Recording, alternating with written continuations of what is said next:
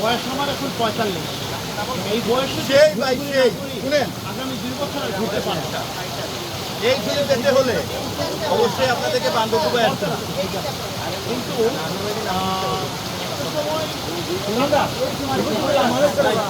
আর আমি তো জানি আমার কখনো টাকা হবে না, কারণ আমি নিম্ন মধ্যবিত্ত একটা মানুষ, আমার কপালে কখনো টাকা আসবে না।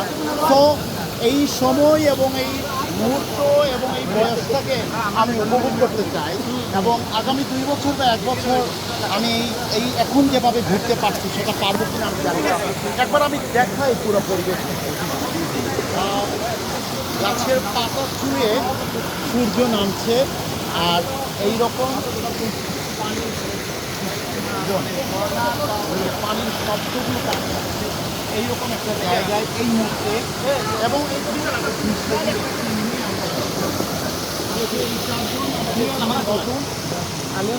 ভাইও নতুন, আর উনি হচ্ছেন আমার বড় ভাই, আর ওনারা সবাই আমাদের টিমমেট, কেউ এসেছেন আমার সবাই, আর যার কারণে হয়েছে, কারণ